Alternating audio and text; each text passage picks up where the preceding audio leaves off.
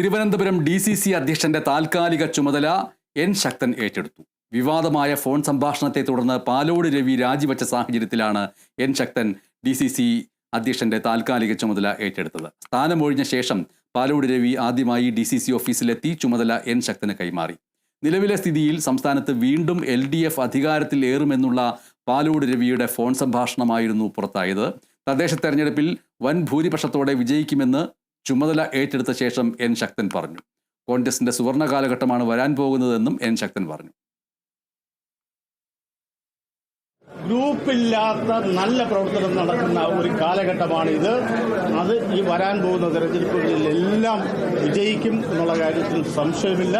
കോൺഗ്രസിന്റെ സുവർണ കാലഘട്ടത്തിലേക്ക് കടക്കാൻ പോവുകയാണ്. അതോടൊപ്പം ഒരു കാര്യം പറയട്ടെ, ഈ 4 വർഷമായി നല്ല പ്രവർത്തനത്തിന് നേതൃത്വം കൊടുത്ത ശ്രീ പാലോട് രവിയെ ഞാൻ കോൺഗ്രസ് പാർട്ടിക്ക് വേണ്ടി തിരുവനന്തപുരം DCCക്ക് വേണ്ടി ഹാർദവമായി അഭിനന്ദിക്കുകയാണ്.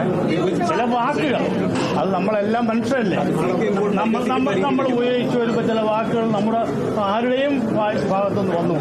അതല്ലാതെ ശാസനാരൂപത്തിൽ വന്ന നല്ല ഉപദേശമല്ലാതെ അതിൽ വേറൊരു തെറ്റായി ഞാൻ കാണുന്നു.